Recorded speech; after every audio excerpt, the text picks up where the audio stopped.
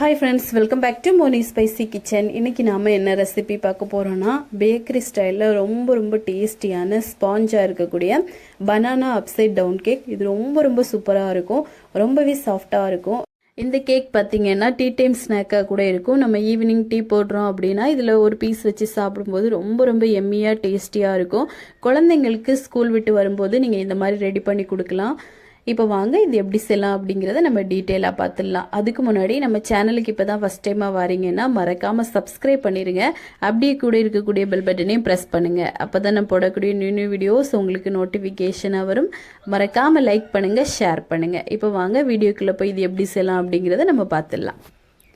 First இது பண்ணுறதுக்காக ஒரு 6 இன்ச்சில் இருக்கக்கூடிய டின் எடுத்திருக்கேன். இதில் ஒரு 2லேருந்து 3 டேபிள் ஸ்பூன் போல் நம்ம பட்டரை நல்லா மெல்ட் பண்ணிவிட்டு நம்ம சேர்க்கணும். இப்போ சேர்த்துட்டு எல்லா பக்கமும் நல்லா ஈவனாக ஸ்ப்ரெட் பண்ணி விட்டுருங்க. இந்த மாதிரி நம்ம பண்ணும்போது இந்த கேக் நல்லா சூப்பராக இருக்கும், நல்ல மணமாக டேஸ்டியாக இருக்கும். இப்போது இதில் பார்த்தீங்க அப்படின்னா ப்ரௌன் சுகர் கண்டிப்பாக நம்ம எடுத்துக்கணும். ப்ரௌன் சுகர் ஒரு 1/4 கப்பு போல் எடுத்துகிட்டு இந்த மாதிரி எல்லா இடத்துலையும் தூவி விட்டுக்கோங்க. இந்த பட்டரில் இது நல்லா பிடிச்சு அப்படியே நிற்கணும். உங்ககிட்ட ப்ரௌன் சுகர் இல்லை அப்படின்னா நாட்டு சக்கரை போட்டுக்கலாம், இல்லை அப்படின்னா கருப்பட்டி போட்டுக்கலாம், வெல்லம் போட்டுக்கலாம். இதெல்லாம் போடுறீங்க அப்படின்னா நல்லா சுத்தமான வெல்லமாக இருந்துச்சுன்னா லேசாக துருவிட்டு நீங்கள் போடலாம். போட்டு இந்த மாதிரி நல்லா எல்லா பக்கமும் ஸ்ப்ரெட் பண்ணி விடுங்க. பண்ணிவிட்டு இப்போ பனானா ஒரு 2லேருந்து 3 பனானா நான் எடுத்திருக்கேன், சின்ன வாழைப்பழம். அதை இந்த மாதிரி சின்னதாக ஸ்லைசஸாக கட் பண்ணிவிட்டு நம்ம எல்லாத்தையுமே நல்லா ரவுண்ட் ஷேப்பில் அடுக்கி வச்சிடலாம். நம்ம இந்த மாதிரி பட்டரும் ப்ரௌன் சுகரும் போடுறதுக்கு காரணம் என்ன அப்படின்னா இந்த பனானாவை இது நல்லா இறுக பிடிச்சிருக்கும். அது ரொம்ப முக்கியம். இல்லை அப்படின்னா இது ஒன்றா தண்ணி விட ஆரம்பிக்கும் நம்ம கேக் பேக் பண்ணும்போது. இந்த மாதிரி பண்ணும்போது இது நல்ல ஒரு ஷைனிங்காக சூப்பராக இருக்கும். இப்போ பனானாவை இந்த அளவுக்கு நல்லா அடுக்கி வச்சுட்டு நம்ம ப்ரௌன் சுகர் கொஞ்சம் மிச்சமாக இருந்தது இதுக்கு மேலோட்டமாக இந்த மாதிரி தூவி விட்டுக்கலாம். தூவிட்டு எல்லா பக்கமும் நல்லா ஈவனாக ஸ்ப்ரெட் பண்ணி விட்டுருங்க. இது நல்ல ஒரு டேஸ்ட்டும் கொடுக்கும். இந்த வாழைப்பழத்துக்கு நல்ல ஒரு இனிப்பு, அதுக்கப்புறமா பட்டரோட அந்த டேஸ்ட் எல்லாமே கொடுக்கும்.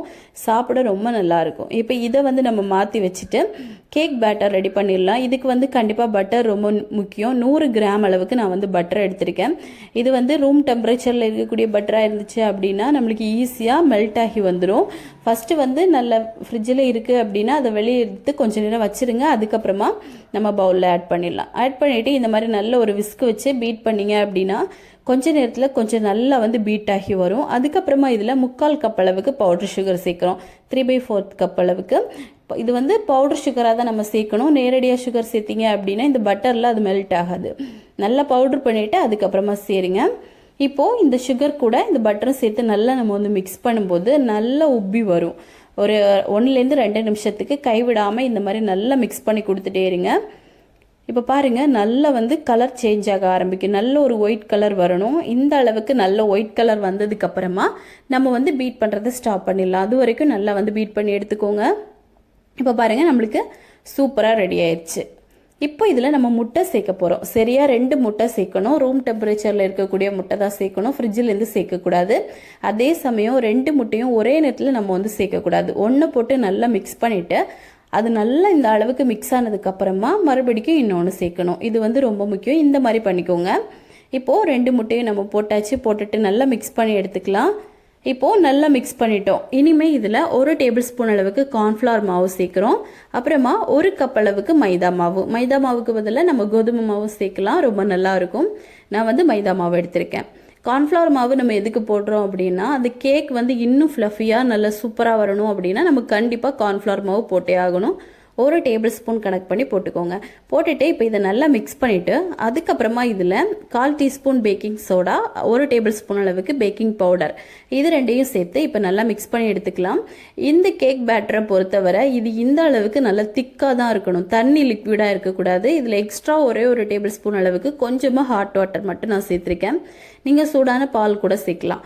ஏன் அப்படின்னா நம்ம இந்த கேக் பேக் பண்ணும்போது அடியில் நம்ம வாழைப்பழம் வச்சுருக்கோம், அதுலேருந்து தண்ணி விட ஆரம்பிக்கும். நம்ம நல்ல தண்ணியாக கன்சிஸ்டன்சி இருக்கக்கூடிய மாவு போட்டுட்டோம் அப்படின்னா அது நல்ல கொலன்னு ஆயிரும். நம்மளுக்கு கேக் நல்லா வராது. அதனால இந்த அளவுக்கு நல்ல திக்னஸாக இருக்கக்கூடிய பேட்டரை ரெடி பண்ணிக்கோங்க.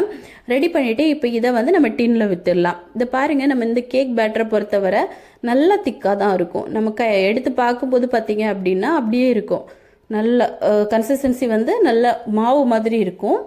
இப்போ பாருங்க நம்மளுக்கு சூப்பராக எல்லாத்தையுமே ஈவனாக ஸ்ப்ரெட் பண்ணி விட்டுட்டு நம்ம இதை பேக் பண்ண ஆரம்பிச்சிடலாம்.